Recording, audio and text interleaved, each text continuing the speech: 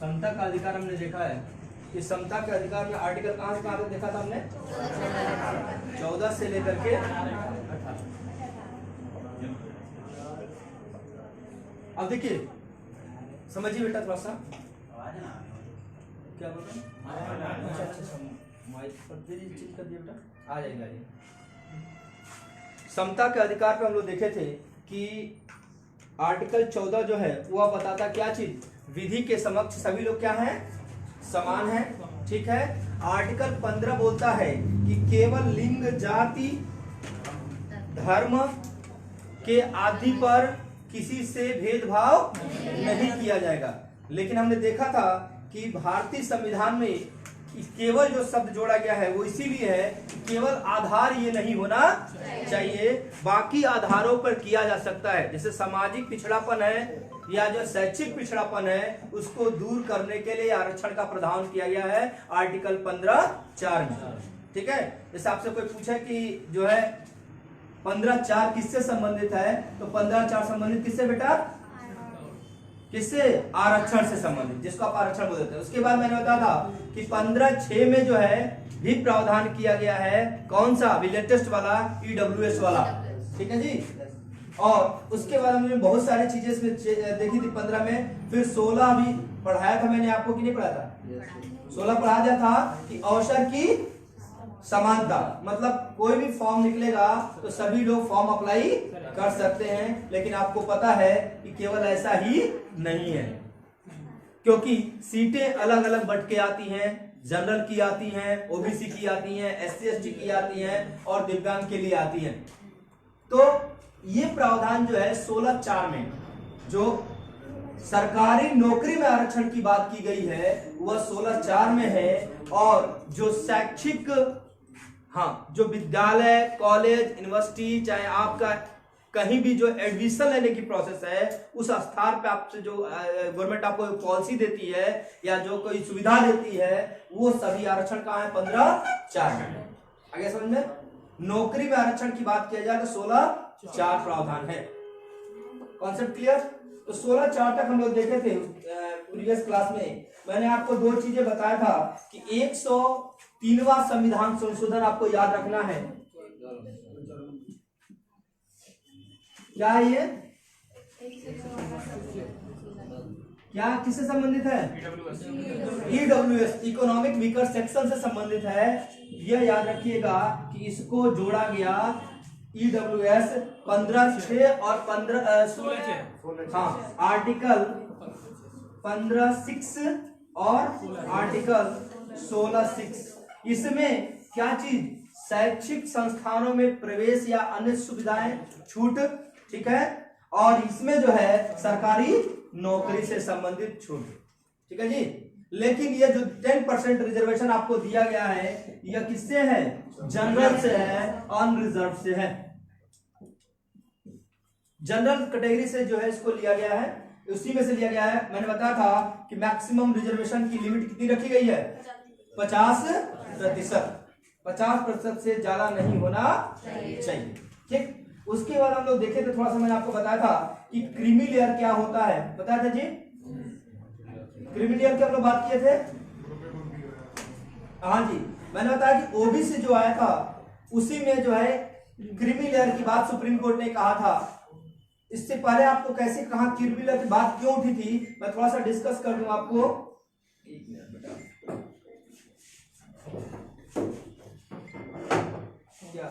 क्या बता रहे हैं बताइए।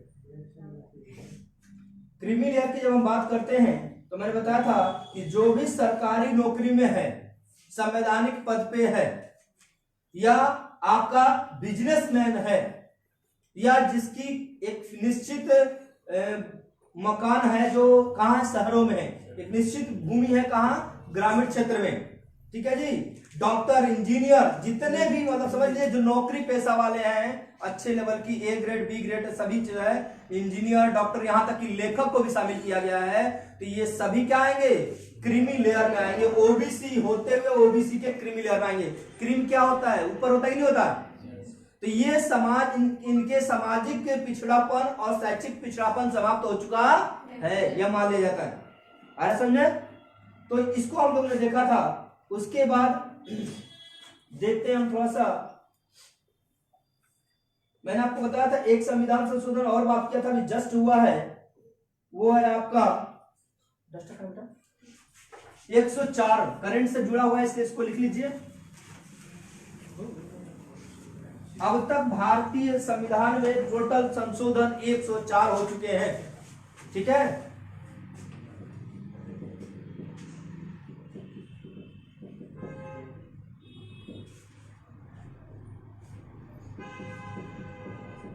ठीक है जी, ये 2020 में हुआ है और आपका 103 कब में हुआ था? 2019 में हुआ था। गुड। अब देखिए ये है क्या चीज, 25 जनवरी 2020 को ये हुआ है। ये डेट इसलिए इंपॉर्टेंट है कि इसी डेट से 2030 तक, मैंने आपको बताया था कि स्टार्टिंग में जब एससी और एसटी के लिए विधानसभा और लोकसभा में रिजर्वेशन की बात की गई थी, तो वहां पर जो है यह प्रावधान किया गया था कि कुछ समय बाद 40 सालों बाद फिर से देखा जाएगा कि इनकी स्थिति में सुधार हुआ कि नहीं, प्रॉपर प्रतिनिधित्व है कि नहीं। यदि ऐसा हो जाता है फिर से जांच करना था, लेकिन 40 सालों के बाद लगातार 10 साल करके रिजर्वेशन को बढ़ाया जा रहा है। ठीक है जी। एक अभी हम लोग पढ़ाएंगे एससी एसटी एक्ट में, आपको बताऊंगा आर्टिकल 18 के तहत जब 17 के तहत जब मैं बात करूंगा तो बताऊंगा कि सुप्रीम कोर्ट ने एक बार थोड़ा सा एससी एसटी एक्ट में जो है संशोधन करने के लिए कोशिश किया था, तो पूरे भारत में क्या हो गया था, तहलका मच गया था, जिसको मजबूरन सरकार को क्या करना पड़ा, वापस लेना पड़ा। तो कंडीशन ये है कि अभी आरक्षण को छेड़ना मतलब क्या करना, अपने पैर पे कुल्हाड़ी मारना। कोई गवर्नमेंट इसको छेड़ना नहीं चाहती, क्योंकि अब आरक्षण सामाजिक नहीं रह गया है, अब आरक्षण राजनीतिक हो गया है। नहीं, ये कौन बोल रहा है, उसका रूप बदलेगा बेटा, आरक्षण खत्म नहीं होगा, क्या होगा, उसका रूप बदल जाएगा। आरक्षण यदि आप खत्म कर देते हैं तो जो हमने शब्द भारतीय संविधान की प्रस्तावना में जो शब्द डालकर रखा हुआ है समाजवाद, वो सब क्या हो जाएगा, समाप्त हो जाएगा। सरकार किसके लिए काम करेगी, जनता के लिए। तो जो समाज में दबे हुए हैं, शैक्षिक रूप से पिछड़े हुए हैं, आर्थिक रूप से पिछड़े हुए हैं, उनको ऊपर उठाने का काम किया जाएगा। जैसे आप देखे होंगे जो पहले सब्सिडी की बात थोड़ा सा मैं बता दूं, जैसे सब्सिडी की बात होती थी हमारे इकोनॉमिक्स में हम लोग पढ़ेंगे, तो पहले क्या होता था कि गवर्नमेंट जो आपको सिलेंडर एलपीजी सिलेंडर देती थी वो 350-400 में आ जाता था।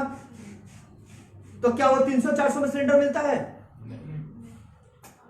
जो 800, 900, 1200, 1500 तक में सिलेंडर मिलते हैं जो आपके घर तक पहुंचाए जाते हैं। गवर्नमेंट क्या करती थी, पहले क्या करती थी कि गवर्नमेंट जो कंपनी सिलेंडर भेज रही है उसको बोलती थी तुम 350 या 300 ही लेना हमारे ग्राहक से, हमारी जनता से, बाकी पैसा मैं तुमको दूंगा। इसी को सब्सिडी कहा जाता है। बाकी पैसा क्या करूंगा, तुमको मैं दे दूंगा। तो कंपनी क्या करती थी कि हो सकता था कि कंपनी मैक्सिमम डेटा दिखा दे और ग्राहक तक सिलेंडर पहुंचे भी नहीं और उसको सब्सिडी भी मिल गई और सिलेंडर का पैसा भी मिल गया। और जनता समझती थी कि हमको सरकार कुछ दे नहीं रही, जब तक आपके हाथ में न दिया जाए, भले ही आपसे लेके दे दिया जाए। तो यही हुआ कि हमने क्या किया, वो सब्सिडी जो छुपी हुई थी वो केवल इकोनॉमिस्ट और क्या बोलते हैं जो पीपीएससी और पीसीएस की तैयारी करने वाले बच्चे हैं वही जानते थे कि सब्सिडी का मतलब, रियल मतलब क्या होता है। उसको आम जनता तक पहुंचा दिया इस गवर्नमेंट ने। क्या किया कि बेटा जितने का सिलेंडर कंपनी बेचे तू बेच, तुझे जितना बेचना है बेच, जब तू सिलेंडर भेजेगा रास्ते में रुका तो मेरा मतलब नहीं है, गोदाम में रखा तो मुझसे मतलब नहीं है, जब ग्राहक के पास चला जाएगा तब मैं जो है तुमको नहीं दूंगा। तुमको 800 में बेचना है, 900 में बेचना है, जितना बेचना है बेचो, अभी जितनी उसकी लागत है, चाहे जितना तुम्हारा प्रॉफिट लेकर के, बाकी जो पैसा बचेगा मैं क्या करूंगा, वह जो तुमको दे रहा था वो डायरेक्ट मैं ग्राहक को दे दूंगा। समझा रहा? इसीलिए आपके खाते को जोड़ा गया। और देख रहे हैं उज्ज्वला योजना के तहत जो है 1 साल में लगभग जितने लोगों ने छोड़ा था सब्सिडी, उसके बाद दिया गया क्या चीज, एक मैसेज आने लगा कि यदि आप योग्य हैं तो प्लीज सब्सिडी छोड़ दीजिए। सब्सिडी मतलब जो सरकार आपको दे रही है उसको ले। अब जो करोड़ों रुपया इनकम जिसकी है, अंबानी परिवार में सब्सिडी भेजने की जरूरत है क्या? किसी जो है आईएएस अधिकारी के घर में भेजने की जरूरत है क्या? नहीं है ना जी। तो जब बड़े बड़े लोगों ने क्या किया, सब्सिडी स्वेच्छा से छोड़ा कि हमें नहीं चाहिए, मैसेज किया, यस आता था ना कि जब सब्सिडी नहीं चाहते हैं तो यस कर दे, ऐसा कर दे, तो मैसेज दबा देते थे लोग, या जीरो दबा दे जो भी, तो दबाते क्या हो जाता, आपकी सब्सिडी बंद हो जाती थी। ठीक है, अब इससे क्या हुआ, एक साल में जो लोगों ने सब्सिडी बंद की, उसी पैसे से 1 करोड़ परिवार को मुफ्त सिलेंडर बांटा गया उज्ज्वला योजना के तहत। इकोनॉमिक्स में पढ़ेंगे। अब ये समाजवाद है, ये समाजवाद है। अब नहीं पहुंचा हुआ आप बेटर जानते हो, ठीक है, कुछ को फायदा हुआ, कुछ बीच से उसको निकाल लिए, वो अलग चीजें, सेकेंडरी चीजें। मेन है कि समाजवाद, आरक्षण मतलब खत्म करना बुद्धिमानी नहीं है, आरक्षण का आधार बदलना जरूरी है। कल मैं इतना लंबे समय तक इसीलिए डिस्कस किया था कि आरक्षण का आधार बदलेगा, उसका रूप आपको दिखाई देने लगा। 10% 103वें संविधान संशोधन में जो ईडब्ल्यूएस का 10% रिजर्वेशन आ गया है, वही धीरे धीरे आधार बन जाएगा पूरे आरक्षण का। केवल ट्राइब्स के लिए रह जाएगा। ट्राइब्स भी ऑब्जर्व किया जाना चाहिए, क्योंकि कई ऐसी जनजातियां हैं जो आपको बेटर पता है, मुझे इसका नाम लेने का आवश्यकता नहीं है। बहुत सारी जनजातियां हैं जिनका रेलवे और यूपीएससी के फील्ड में बहुत बड़ा क्या है, एक कुनबा भरा हुआ है अधिकारियों के पोस्ट पे, और अभी भी वो एसटी के कोटे से क्या हो रहे हैं, जा रहे हैं। तो ये आधार बदलना चाहिए, मतलब आर्थिक आधार पर ले आएंगे तो बेटर रहेगा। इसीलिए क्रीमी लेयर का कॉन्सेप्ट ओबीसी में लाया गया अभी केवल। ओबीसी की हम बात करते हैं तो मैंने बताया था कि 104 को देख लीजिए, फिर रिजर्वेशन की बात करेंगे तो खत्म होने वाला क्लास नहीं है। हाँ, 104वां जो संविधान संशोधन है, लोकसभा और विधानसभा से क्या किया गया, एससी एसटी का जो रिजर्वेशन था उसको 10 साल के लिए क्या किया, बढ़ाया गया। एससी एसटी जो कोटा था किसमें, लोकसभा और राज्यसभा, विधानसभा में जो है उसको कितने साल के लिए बढ़ा दिया गया, 10 वर्ष के लिए बढ़ा दिया गया। मतलब कि अब वह 25 जनवरी 2030 तक रिजर्वेशन कंटिन्यूअस चलेगा। आ गया। और एक और चेंज हुआ है जो ऐतिहासिक चेंज इसको बोल सकते हैं, क्योंकि ये सब चीजें तो चली आ रही परंपरा। पहली बार हुआ है कि लोकसभा में राष्ट्रपति के द्वारा 2 एंग्लो इंडियन क्या किए जाते थे, नॉमिनेट किए जाते थे, नामित किए जाते थे, उसको भी समाप्त कर दिया गया है। तो अब जो है राष्ट्रपति लोकसभा में किसी भी सदस्य को नॉमिनेट नहीं करेगा। आगे जी, 2 एंग्लो इंडियन होता था ना जी, तो एंग्लो इंडियन का कोटा समाप्त किया गया। मतलब बताया गया जनगणना के अनुसार कि इनकी संख्या बहुत ही कम है और इतने के लिए 1-2 सीट रिजर्व रखने की जरूरत नहीं है, इसीलिए हटाया गया। ठीक है, तो ये 104 तक अभी संविधान संशोधन याद रखिएगा। नेक्स्ट मैं आपको बता दूं, थोड़ा सा मिटा दे इसको।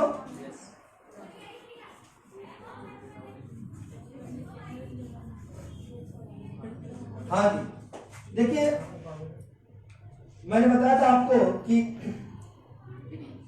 जो 16 में रिजर्वेशन का प्रावधान किया गया था उसमें द्वितीय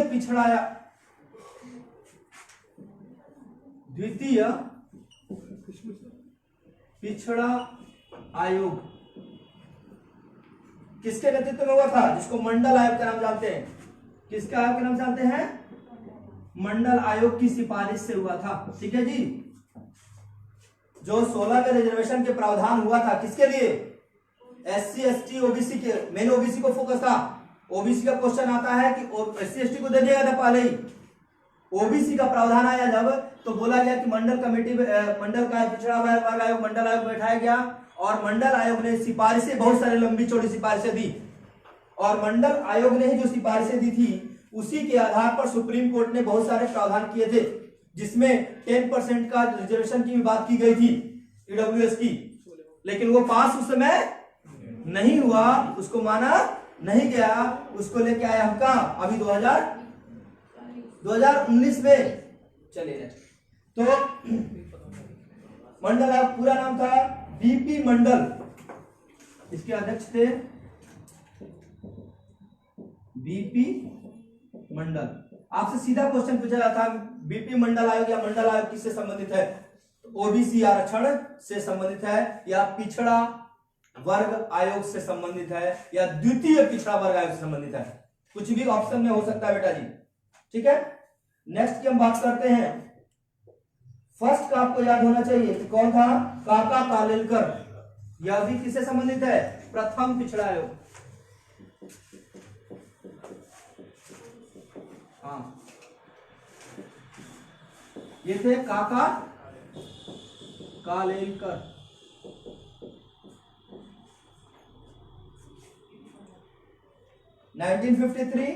और यह है आपका 1979 और 1953। डेट याद रखना हो तो रखिएगा, मेन द्वितीय वाला जरूर याद रखिएगा।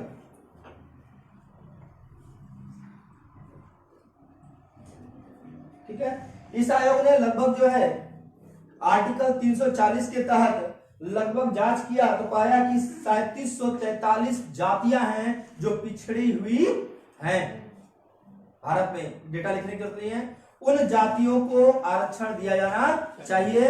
मंडल आयोग की सिफारिश पर ही ओबीसी को 27% आरक्षण की बात की गई है और आरक्षण दिया जाता है, याद रहेगा।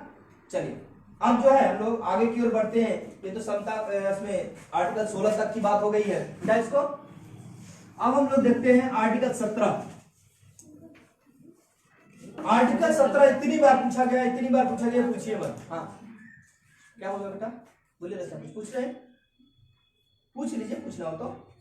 आर्टिकल 17 की जब बात करते हैं, यह लिखा गया है अस्पृश्यता का अंत। हाँ हाँ बिल्कुल, जो शब्द है वो लिख लीजिए, अस्पृश्यता का अंत। अस्पृश्यता मतलब छुआछूत का अंत,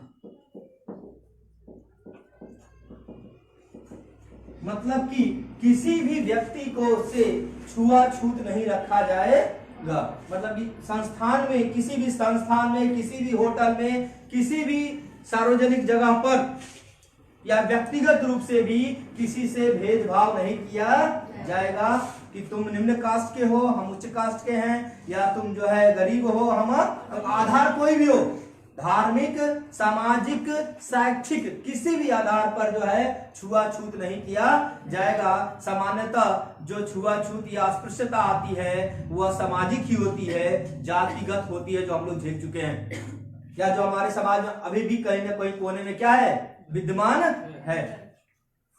समझे? तो 17 में किया गया है कि कोई भी इसके आधार पर भेदभाव नहीं करेगा। ऐसा कह देने से कौन कौन सुप्रीम कोर्ट जाएगा भाई? तो यहां यह भी प्रावधान किया गया है, मैंने अब तक जो आपको पढ़ा है मौलिक अधिकार, उसमें क्या है कि वहां है कि आपको राज्य मतलब कोई संगठन, सरकार आपके खिलाफ भेदभाव नहीं करेगा, छुआछूत नहीं करेगा, लेकिन यहां प्रावधान किया गया व्यक्तिगत भी नहीं करेंगे आप।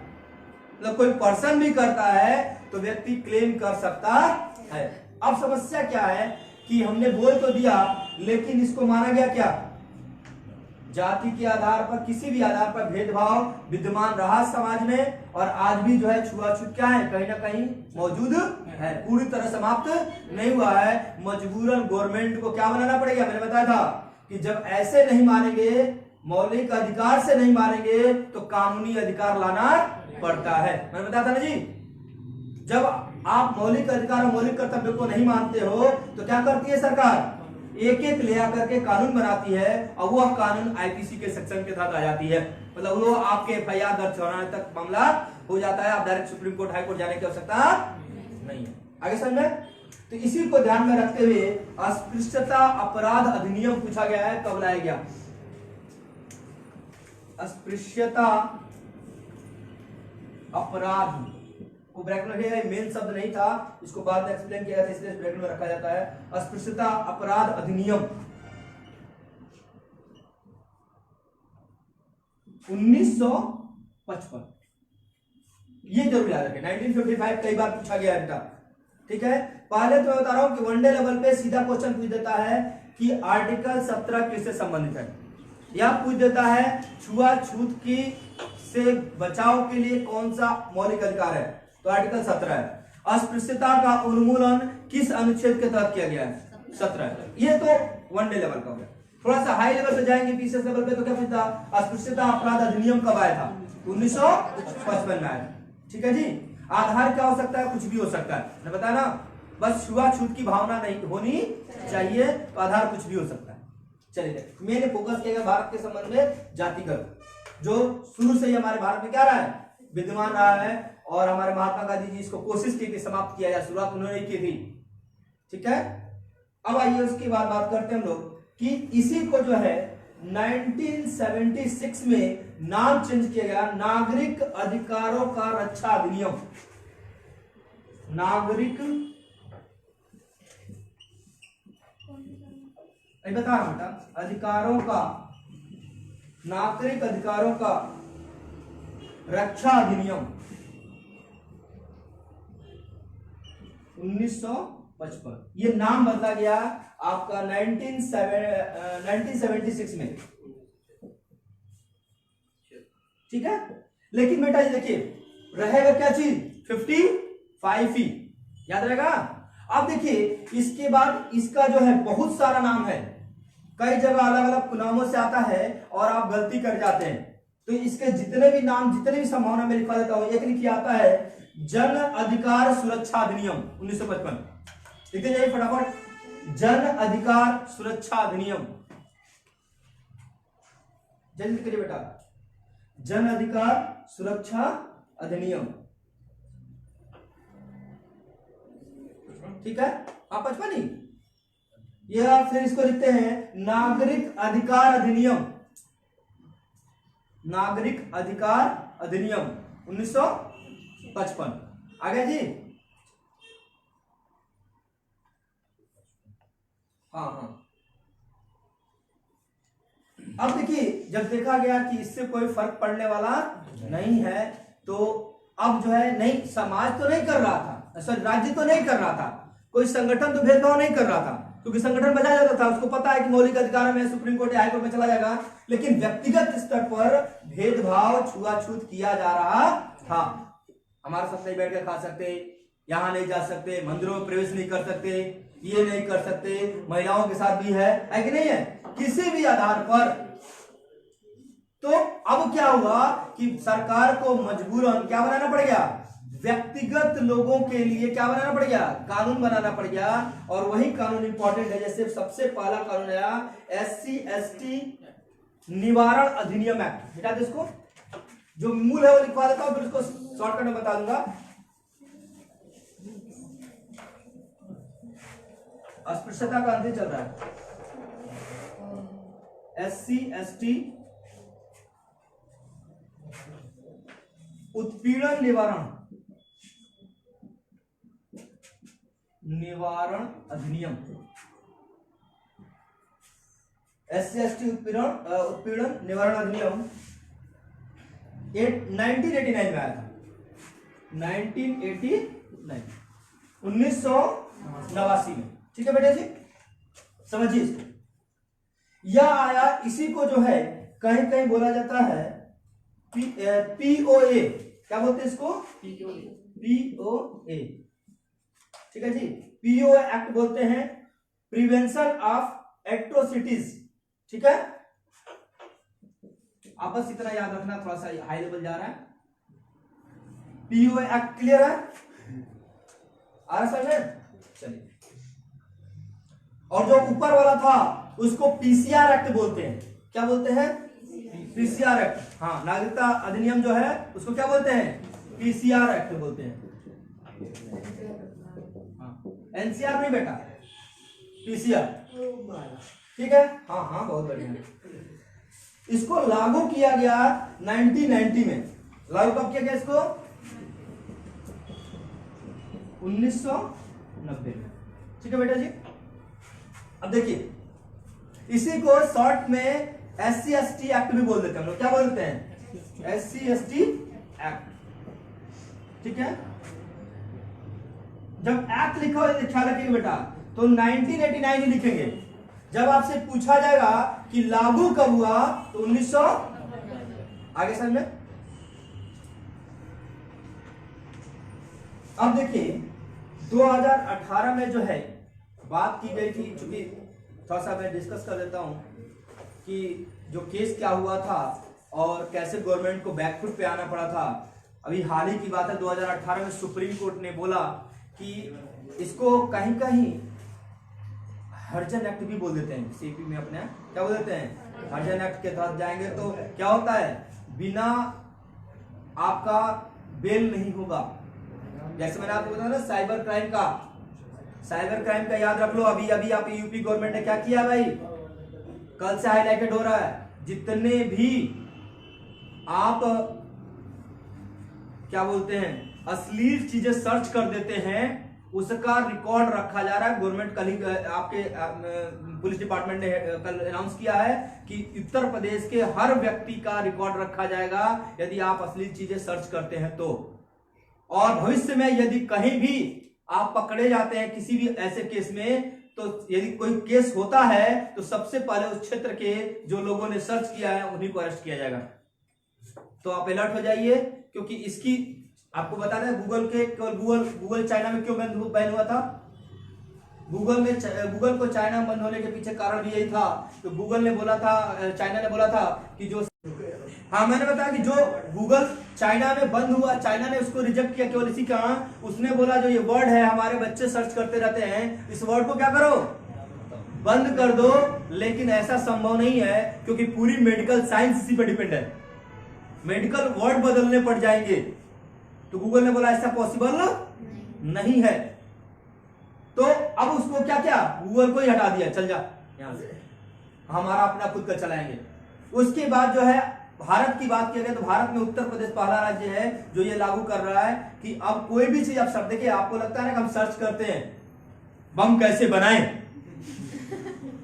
तो आपको पता होता है कि हमें कोई देख नहीं रहा। आपका एक आईपी एड्रेस होता है जो एंड्रॉयड फोन का भी आ रहा है और जो भी नेट से कनेक्टेड डिवाइस है उसका एक एड्रेस होता है, उस पे सारी डेटा मौजूद होते हैं। क्या आपने सर्च किया था डिलीट करने के बावजूद भी।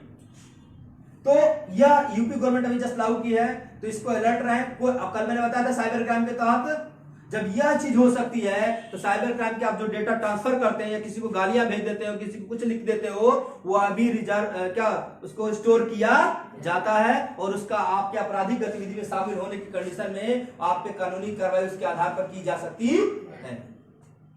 एक तरफ आपको इंटरनेट की सुविधा दी गई है तो बाध्यता होनी चाहिए। मैं पहले दिन से बोल रहा हूं कि स्वतंत्रता के साथ क्या होती है, बाध्यता होती है। इंटरनेट को अभी क्या है, अभी फिर डिस्कस लोकसभा में भी इसकी बात उठी है कि मुद्दा बन रहा है कि जो क्या है वेब सीरीज बन रही है यह सेंसर के अंडर में नहीं आती है। सेंसर बोर्ड होता है जो फिल्मों को छांटता है और उसकी ग्रेडिंग करता है कि किस टाइप की यूए देता है, ए देता है। जो एडल्ट नहीं है उनके लिए पारिवारिक फिल्म होती है, ए एडल्ट फिल्म होती है, बी ग्रेड बिल्कुल एडल्ट फिल्म होती है। जैसे ऐसे करके मूवी को कैटेगराइज किया जाता है और सीन काटी जाती है। जो समाज के लिए सही नहीं है उसको काट दिया जाता है। सेंसरेशन जो है यहाँ पे वेब सीरीज पे, अन्य चीजों पे नहीं हो पा रहा, नेट के माध्यम से जो चल रहे हैं। तो इसके लिए भी गवर्नमेंट लाने वाले रूल्स कि यह अभी क्या हो, सेंसर से पास किए जाए। आ रहा कि नहीं यार समझ। तो गवर्नमेंट बिल्कुल अलर्ट है कि जो अधिकार आपको दे रही है, इंटरनेट का अधिकार आपको दे के रखी है आर्टिकल 19 के तहत, तो आपका उस पर बाध्यता भी होनी चाहिए, क्योंकि हम अधिकारों का दुरुपयोग करना ज्यादा जानते हैं। ठीक है जी, तो हम लोग चर्चा करेंगे इस पर बाद में आएंगे। तो याद रखिएगा SC/ST एक्ट को ध्यान में रखते हुए सुप्रीम कोर्ट ने बोला कि इसमें अग्रिम जमानत की सुविधा दी जानी चाहिए। सुप्रीम कोर्ट ने बोला कि जब तक जांच हो रही है व्यक्ति चाहे तो अग्रिम जमानत क्या होता है कि यदि जैसे देखे होंगे कोई भी केस होता है तो आदमी पहले भागता है और वकील को भेजना शुरू करता है, जाके पहले क्या लेके आ, बेल लेके आ। इसी को बोलते हैं अग्रिम जमानत। मतलब बिना अरेस्ट हुए भी आप जमानत आपको मिल सकती है। लेकिन इस मामले में नहीं था, किसके SC/ST एक्ट में नहीं था। इसमें सुप्रीम कोर्ट ने बोला कि इसमें प्रावधान होना चाहिए, जब तक जांच ना हो तब तक जो है यह कंडीशन होनी चाहिए, और जांच भी अधिकारी लेवल का व्यक्ति करना चाहिए। SHO या SO टाइप का जो व्यक्ति रहे, कम से कम SI से ऊपर इंस्पेक्टर पद का होना चाहिए। ठीक है, तो ये सारे प्रावधान किए गए थे बेटा, सुन लो।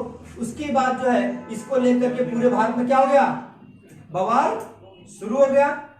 और बवाल शुरू हो गया, गवर्नमेंट को लास्ट में क्या करना पड़ा, संशोधन करना पड़ा, और फिर पूर्वज जैसा कानून था वैसे कानून रखना पड़ा। आगे समझ में? नहीं नहीं, बाद में मिल सकती है, पहले नहीं। वैसे बेटा कुछ लोगों को सुरक्षित रखना जरूरी है, कुछ लोगों को सुरक्षित रखना जरूरी है। कौन बड़ा, अच्छा क्या काम से जातिवाद नहीं बढ़ रहा है बेटा, ये बता मुझे। कोई ऐसा काम है जो आरक्षण, देखिए रीजन क्या है, जातिवाद ने अभी भी आप उसका गलत इस्तेमाल कर रहे हैं। मैंने क्या बोला कि हम लाख कोशिश कर लें फिर भी समाज के किसी न किसी कोने में वो विद्यमान है, और जब तक वह निकल ना जाए तब तक उसको क्या करना चाहिए, लागू किए रहने देना चाहिए। क्या जरूरत है आपको, ठीक है। वो जगह अलग जातिवाद का हम लोग डिस्कस नहीं करेंगे, बहुत लंबा चल जाएगा। आते हैं टॉपिक पे। हाँ बिल्कुल, किस कानून का दुरुपयोग नहीं है। अब बिजली का दुरुपयोग नहीं करते हो, आपके क्षेत्र का बता चुका हूं पर। सरकार की योजनाओं का दुरुपयोग नहीं करते हो, कि आप जो है जितनी भी क्या बोलते हैं एक्ट है उनका दुरुपयोग नहीं होता है। किसका दुरुपयोग नहीं होता है, तो उस दुरुपयोग को रोकने के लिए तो गवर्नमेंट काम कर रही है। क्या जरूरत है भिड़ने की, ठीक है। देखिए उसके बाद भी थाने में जाएगा, मजिस्ट्रेट के सामने जाएगा, जो भी मैटर होगा भाई वहां भी तो देखा जाएगा ना कि गलत है कि नहीं गलत है। आप आ रहा, समझ नहीं समझा? चलिए ठीक है, आइए देखिए बेटा। हाँ तो गवर्नमेंट ने उसके संशोधन के, इसको आपको याद रखने की जरूरत है। संशोधन हो गया होता तो हमको याद रखने की आवश्यकता होती, ठीक है जी। ये हो गया आर्टिकल 17, किसको क्लियर नहीं हुआ अभी, सबको हो गया। आगे बढ़े, चलिए सोनू बाबू।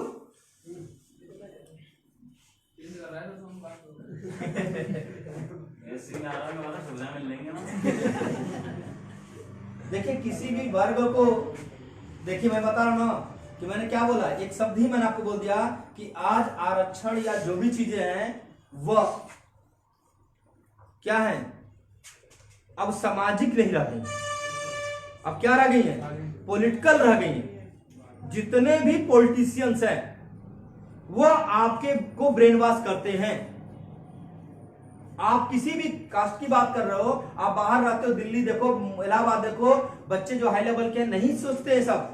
आप होटल में जाते हो, सोचते हो क्या कौन बना रहा है, क्या बना रहा है, तब तो बड़े चाव से चाउमीन खाते रहते हो। यही सब सुनना चाह रहे हैं आप? हाँ तो वही बोल रहा हूं कि एक तरफ तो आप क्या कर रहे हो, उसको खुद समाप्त करना चाह रहे हो, और जब आपको समाप्त करने की बात कही जा रही है तो आप जो अड़ जा रहे हो। बिल्कुल, तो अब आए होश, अभी 2 मिनट पहले तुम ही बोल रहे थे। हाँ चलिए ठीक है जाएगा। आइए देखिए सुनिए, आपको यदि बहुत बढ़िया से डिस्कशन करना है, मैं बोल तो रहा हूं लंबी फीस नहीं, जो लंबी वाली फीस है उसमें एडमिशन लीजिए और शौक से पीसेस की क्लास में आइए, दबा करके 4 घंटे 5 घंटे डिस्कशन करेंगे हम।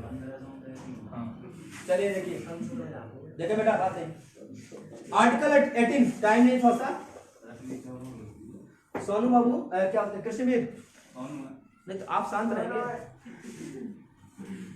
आइए देखिए हम आर्टिकल 18 की बात हम लोग करते हैं। क्या बोलता है जी, उपाधियों का अंत।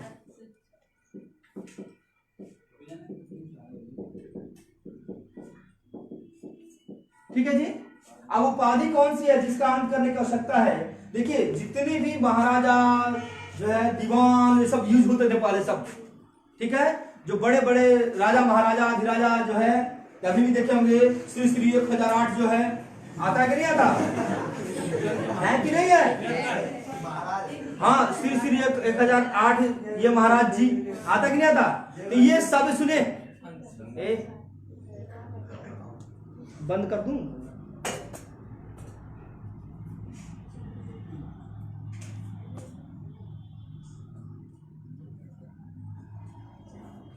वो डंडे के साथ ही पढ़ाना सही है।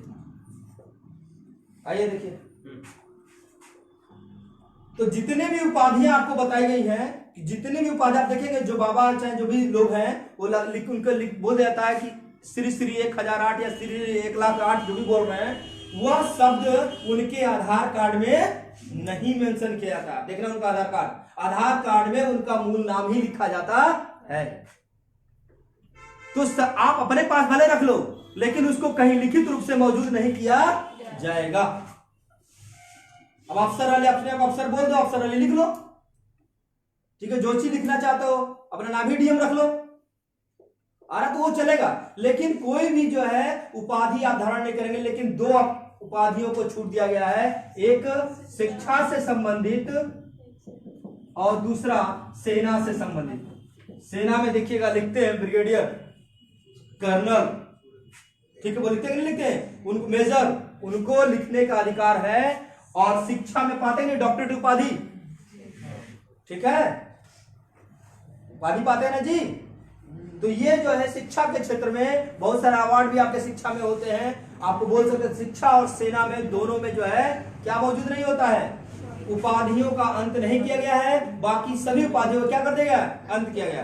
अब थोड़ा सा इसको आगे की ओर समझ लीजिए, थोड़ा सा जल्दी जल्दी, कि यदि आप, इसी में प्रावधान है कि यदि आप कोई भी उपाधि या अवार्ड आउट ऑफ इंडिया से आप लेते हैं, कोई भी अवार्ड या उपाधि भारत के अलावा किसी अन्य देश से लेते हैं, तो आपको राष्ट्रपति की सहमति क्या है, जरूरी है।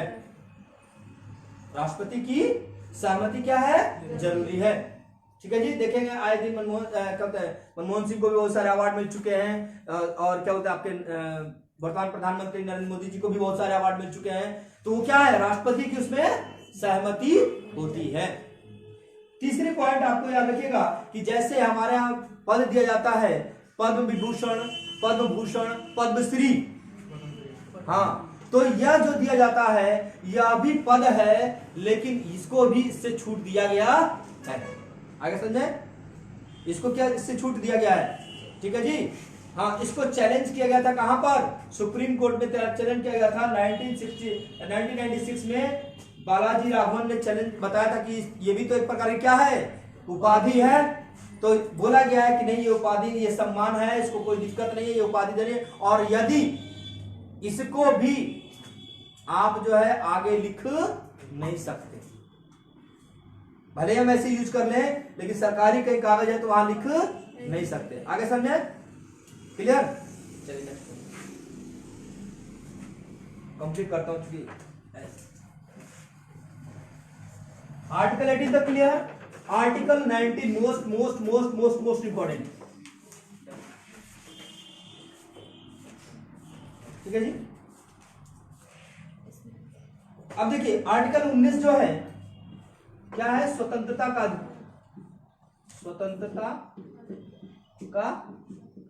अधिकार, राइट टू फ्रीडम बोलते हैं इसको, ठीक है। अब इसमें जो है आर्टिकल 19 में जो है आपके 5 2 2 4 2 6 हैं, 6 जो है क्या दी गई है, स्वतंत्र, 6 प्रकार की स्वतंत्रता दी गई है आपको। कितने प्रकार की स्वतंत्रता, 6 प्रकार की। फर्स्ट है आपका 19A, हाँ लिखते चले फटाफट। 19A में जो है अभिव्यक्ति, वाक एवं अभिव्यक्ति की स्वतंत्रता, वाक एवं शब्द यही है,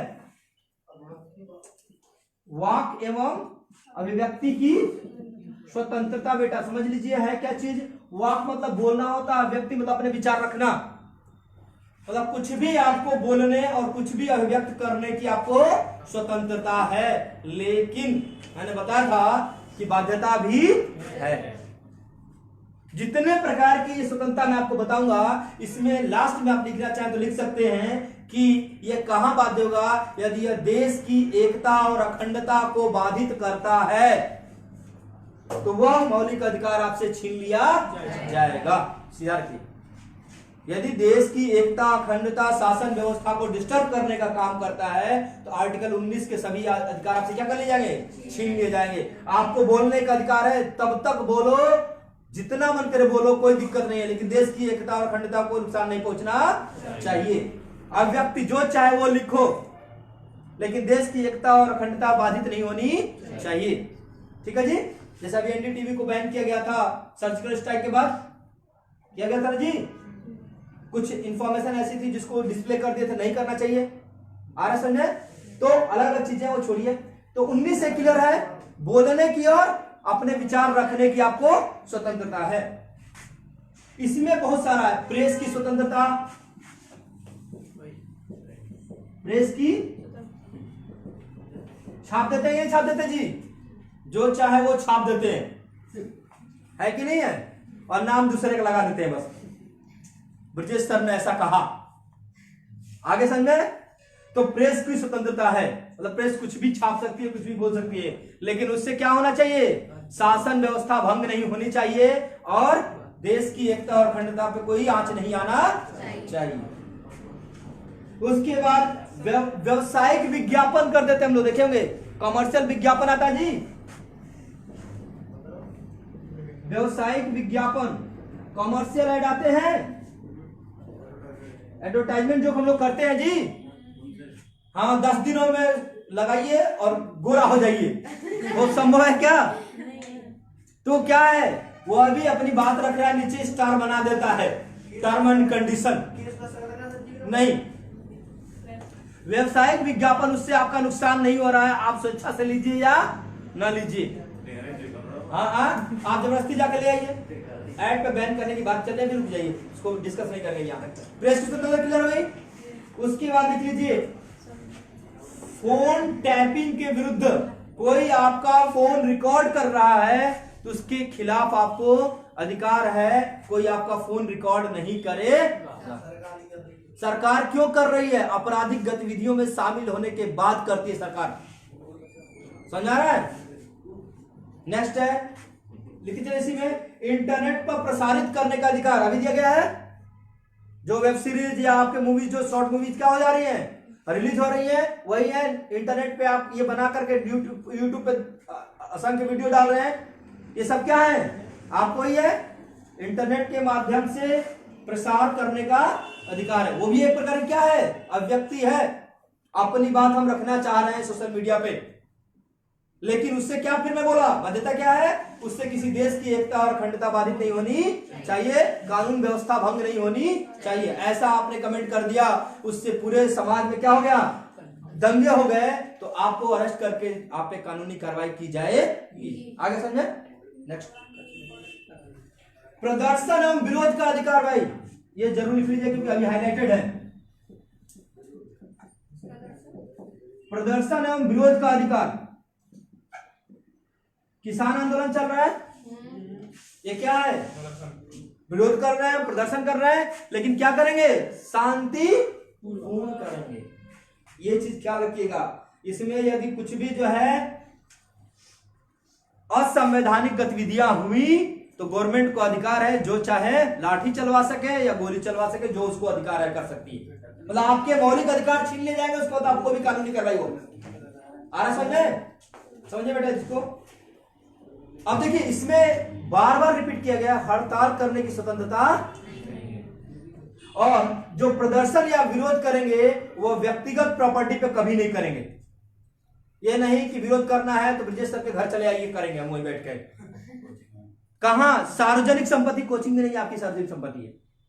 सार्वजनिक संपत्ति जैसे आपका कहीं ग्राम समाज का बना हुआ है, या सामुदायिक भवन बना हुआ है, या गांधी मैदान है आपके यहाँ, या फिर रोड के किनारे, अब रोड भी बाधित करेंगे तो दिक्कत तो हो ही रहा लोगों को, ठीक है, लेकिन सार्वजनिक जगह पे करेंगे, व्यक्तिगत जगह पे नहीं करेंगे। आ गया? अब इसको और डिटेल नहीं जाएंगे, नेक्स्ट आइए। इसमें बहुत सारे स्वतंत्रता दी गई आपको। नेक्स्ट है बेटा, डिस्कशन आर्टिकल 19B, बात बिल्कुल नहीं होनी चाहिए। 19B देखिए, बता देंगे। 19B देखिए, शांतिपूर्ण सम्मेलन करने की स्वतंत्रता, शांतिपूर्ण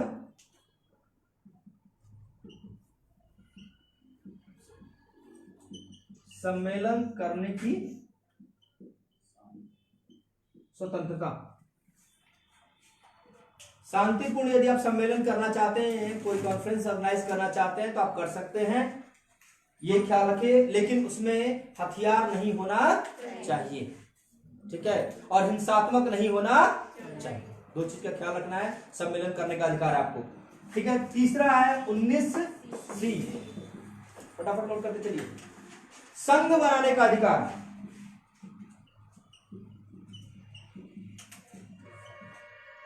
संघ बनाने का अधिकार है कि नहीं बेटा? जैसे देखे होंगे हम, मानव विकास संस्थान, मानव सेवा संस्थान, बहुत सारे एनजीओ बन जाते हैं, ठीक है, बहुत सारी राजनीतिक पार्टियां संघ बना लेती हैं, आप गांव में भी कोई कमेटी बना सकते हो, ये आपको स्वतंत्रता दी गई है। लेकिन यह देखिए, ध्यान रखना है कि आपकी कमेटी या जो यूनियन आप बना रहे हैं वह क्रिमिनल एक्टिविटीज में शामिल नहीं होनी चाहिए। मैं फिर वही रिपीट कर रहा हूं कि देश की एकता, अखंडता और जो है संविधान का कोई उल्लंघन नहीं होना चाहिए। वो हुआ तो सारे अधिकार आपसे क्या कर लिए जाएंगे? छीन लिए जाएंगे। नेक्स्ट है 19D। बजरंग दल भाई बोल रहे हैं आप? क्या बेटा? बजरंग दल को हथियार रखने का अधिकार थोड़े है। कहाँ हथियार रखते हो? हथियार नहीं अलाउ है, हथियार किसी भी संघ में अलाउ नहीं है। अब इसके बाद जो है आप बोलेंगे कि फिर जो है क्या होते हैं, सिख क्यों की कृपाण रखते हैं, तो आर्टिकल 25 है। आर्टिकल 25 उनको क्या है? अपने धर्म की मानने की स्वतंत्रता दी जाती है, और सिख धर्म में 5 ककार का धारण करना जरूरी है, और वह उसमें से एक कृपाण भी है। क्या चीज रखिए बेटा? धनुष बाण रखिए, लेकिन वही वाला ना, आपकी स्वतंत्रता रखने कोई दिक्कत नहीं है, आपकी स्वतंत्रता वहीं तक है जहां तक दूसरे की स्वतंत्रता शुरू होती है। कृपाण वो रखते हैं लेकिन किसी की हत्या नहीं कर। हाँ, आप त्रिशूल लेकर चलो, आप त्रिशूल लेकर चलो, यदि आपको लग रहा है कि आपको क्या कर रख दो त्रिशूल, लेकिन उससे किसी को क्षति नहीं होनी। और जहां बता रहा हूं कि ये मौलिक अधिकार दिए गए, इसमें से हजारों कानून निकाले गए। यदि अब जैसे क्या है, ताजमहल के एरिया संवेदनशील क्षेत्र है, वहां त्रिशूल लेकर नहीं जा सकते, तो वहां कौन सा रूल काम करेगा? ताजमहल का जो एक्ट है वो काम करेगा। नहीं तो आत्मरक्षा प्रूफ करना पड़ेगा ना। आर्टिकल 21 के तहत आप जो है आत्मरक्षा दिखाएंगे तो उसको प्रूफ करेंगे। आत्मरक्षा मतलब कुछ भी मार सकते हैं किसी को। आर्टिकल नहीं, आर्टिकल 21 सुनिए, हाँ बता रहा हूं, आर्टिकल 21 के तहत आपके घर में कोई कूद आया और आपको मार रहा है, तो आप हसिया से मार डाला उसको, बस केवल प्रूफ होना चाहिए कि आपने आत्मरक्षा में चलाया है। हाँ? अब सेल्फी ले रहे हैं जिसका मतलब आप खुद सुरक्षित है। यदि भालिए कि हम किसी को मार, मतलब ये मार रहे, तब तो हमारे पास इतना समय है। आत्मरक्षा मतलब क्या? आपके सामने कुछ नहीं समझ आ रहा कि करें क्या, अपनी जान बचाने के लिए आप कर रहे हैं, तो सेल्फी लेते रहेंगे। Oh my God. चलिए ठीक है, इधर देखिए, आत्मरक्षा आर्टिकल 21 में बताऊंगा। आत्मरक्षा के लिए आपको अधिकार है, लेकिन आपको प्रूफ करना पड़ेगा कि मैंने आत्मरक्षा में ही चलाया। अब जैसे सीधा बता रहा हूं, जिसे मैंने किसी का घर है, ठीक है, और किसी के घर में कोई कूद गया और उसको मारा गया, तो ये तो प्रूफ करना पड़ेगा ना कूद क्या है भाई। आप घसीट के नहीं लाए कहीं से, घसीट के पलाकर के अंदर मर्डर तो नहीं किया आपने, आपको प्रूफ करना पड़ेगा। हाँ तो करेगी ना, तभी तब तक आप रहेंगे, बताओ ना अपराध, तब तक आप बोलते हैं, जब तक आप पे अपराध सिद्ध ना हो जाए तब तक आप अपराधी नहीं होते। समझा रहा जी? अभी हम पढ़ेंगे, आर्टिकल 21 है, 20 है, 22 है, सब अपराध से संबंधित ही है, ठीक है। अभी आइए यहां पे क्लियर कर ले। तो संघ बनाने की स्वतंत्रता है। नेक्स्ट है आपका 19D, आवाज संचरण की स्वतंत्रता। बेटा बात नहीं, ऊपर लिख दे, आबाद बिना रुकावट के। ये चूंकि संवैधानिक शब्द है, यही पूछे जाएंगे, हम इसलिए मैं लिख रहा हूं, समझा इसलिए आपको जा रहा हूं। अबाध, बाध्यता न हो, अबाध संचरण की स्वतंत्रता, मतलब कि आप जो है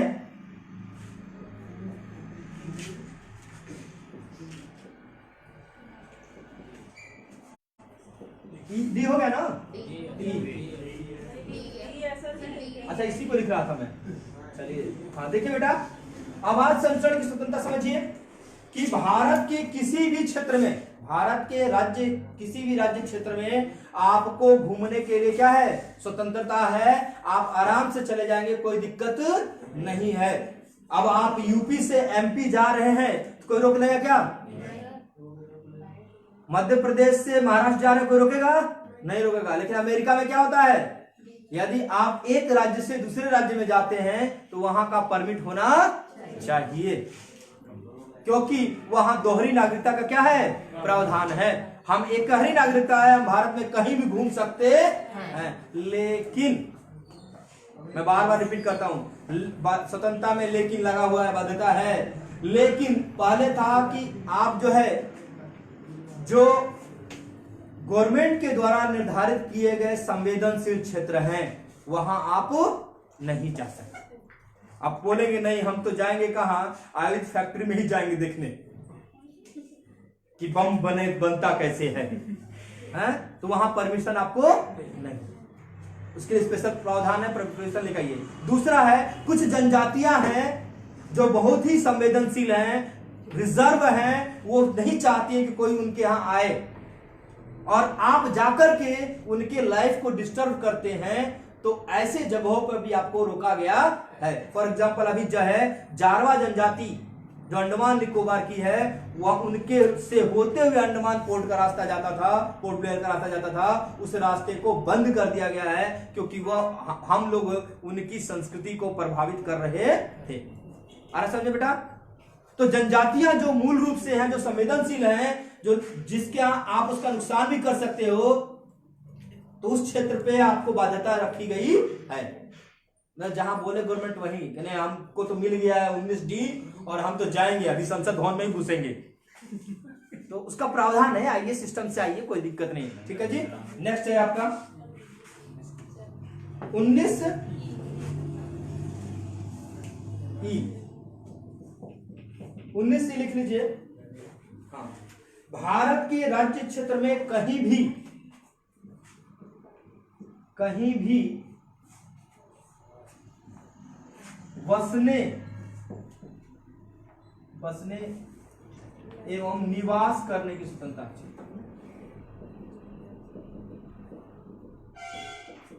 ठीक है, बसने और निवास करने की स्वतंत्रता।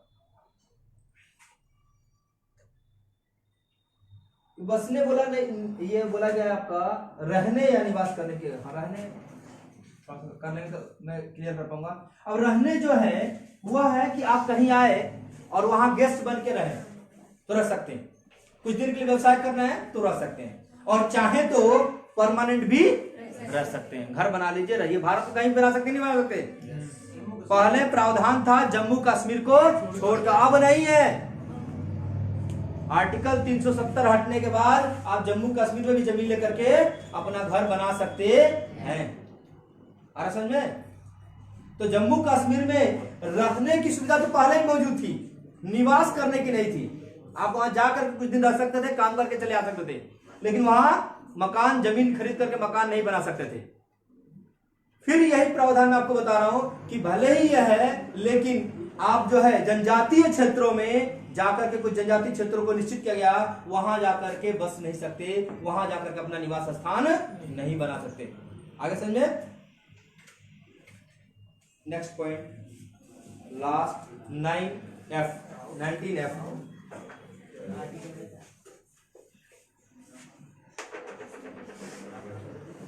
19F जो है वह बोलता है बेटा कि व्यवसाय करने की स्वतंत्रता है आपको, कोई भी व्यवसाय करने की स्वतंत्रता,